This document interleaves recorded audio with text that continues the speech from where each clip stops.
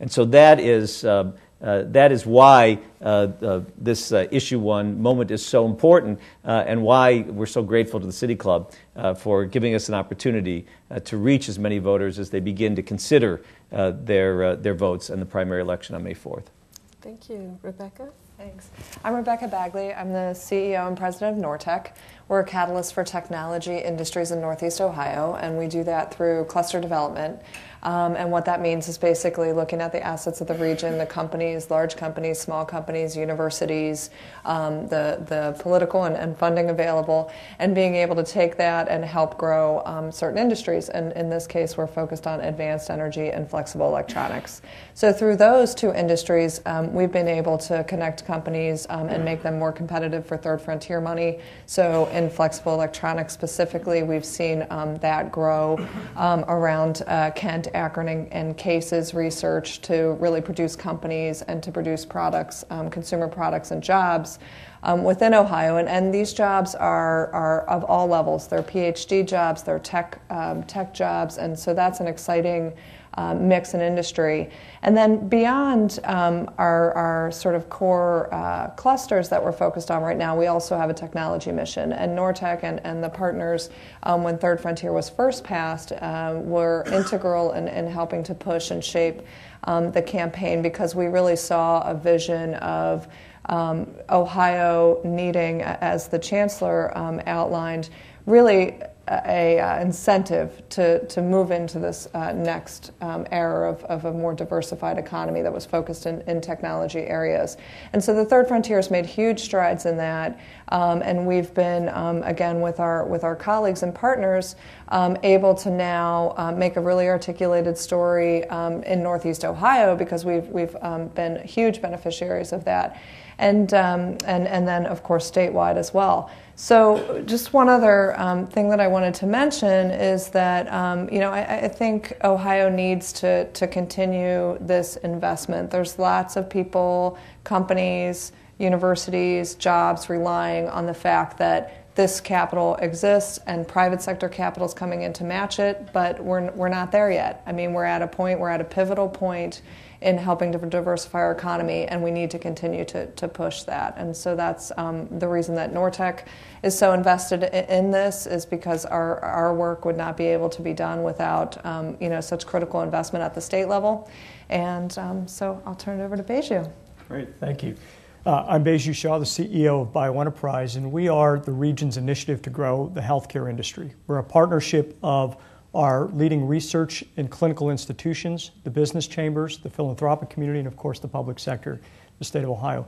And we're really focused on two things. The first is growing emerging companies that are emerging from regional entrepreneurs or researchers within our regional institutions. And the second is to attract assets and companies into Northeast Ohio that want to become part of our larger healthcare cluster. I guess the Third Frontier for us has been vital to both assisting building the companies as well as growing and attracting companies in from the outside into Northeast Ohio. And to make it concrete, perhaps, there's, I think, a notion around the Third Frontier that the jobs that have been created are jobs, as Rebecca and Eric alluded to, that are primarily for those that are coming out of institutions with graduate degrees or multiple graduate degrees. And that's not, I think, the correct impression of what the Third Frontier has actually been able to catalyze throughout Northeast Ohio. So, for example, we like to talk about some of our companies that are building new medical devices. You take a little company like Symbionics that's located in actually in the Fairfax area where Vickie's neighborhood group is. They are building surgical simulators. Well, to build a surgical simulator, they're contracting the manufacturing with a company out in Willowick and Eastlake called Astro Manufacturing. So the jobs that are being created through the Third Frontier are not just the software developers and the engineers designing those machines, it's the manufacturing of those machines that are now being built here in Northeast Ohio and shipped outside of our region, actually across the world, to assist in surgical training. And so that's why the Third Frontier has been vital to us. It helps us grow these types of firms that are able to produce the jobs and the products that we can then ship out. I know exactly what you mean, and Fairfax has plenty of land available to help those companies grow. to that point. We talked earlier about this being a statewide issue, and sometimes I think we look at this as a Cleveland or a Cuyahoga County issue because we have the most to gain, of course, the most to lose. Chancellor, can you talk about what's being done statewide to get this out and make sure that folks realize how important this is to the state? Well, certainly the efforts like this are going on all over the state, and the campaign is being run vigorously all across the state. We've had strong support from every major newspaper in the state, every editorial board in the state. The daily newspapers have endorsed Issue 1 and urged a yes vote by their readers.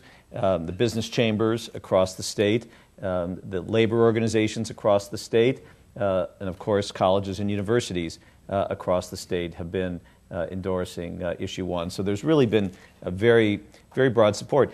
What I might do, if you let me, is just let you know that the same types of efforts that Rebecca and Baiju both mentioned that are really the fruit of the third frontier, the new startup businesses and technology efforts that we're seeing here in Northeast Ohio, we're also seeing across the state. And of course, the goal is to grow new technology industries that will provide jobs at all levels, all across the state. So whether it's the growth of the solar panel industry in Northwest Ohio, that the University of Toledo and Bowling Green State University and others have been so instrumental in developing, or the aerospace industry in Dayton around Wright-Patterson Air Force Base and GE Aviation, or working with Rolls-Royce down in Canton at Stark State University. These are the types of things that are happening all over our state.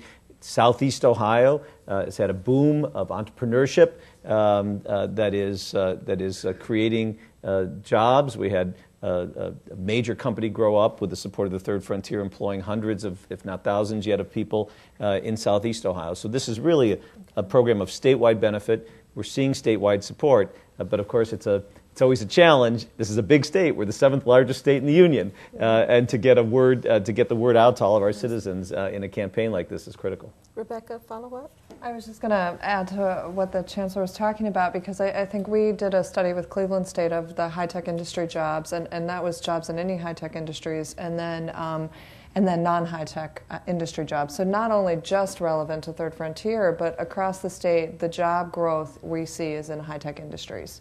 And so, that just piggybacks into all the direct jobs that are, from the Third Frontier. But that research has been very important in making sure that, all of these efforts are leading towards those increase in high-tech industry jobs. Well, and in fact, to Rebecca's point, in using her study, as we know, unfortunately, the net job growth in Ohio these last few years has been slightly negative because of the national and indeed global recession that we've been facing. But the industries in which the Third Frontier has been focusing and investing are actually growing jobs. And so as that becomes a bigger percentage of Ohio's overall economy, we see the potential for job growth across Ohio for all of our citizens. Rebecca, you're new to Cleveland, still fairly new. I think you get to be here for a year before we stop calling you new. Talk about what you've seen in other states and how this issue compares and how our industry compares. Sure.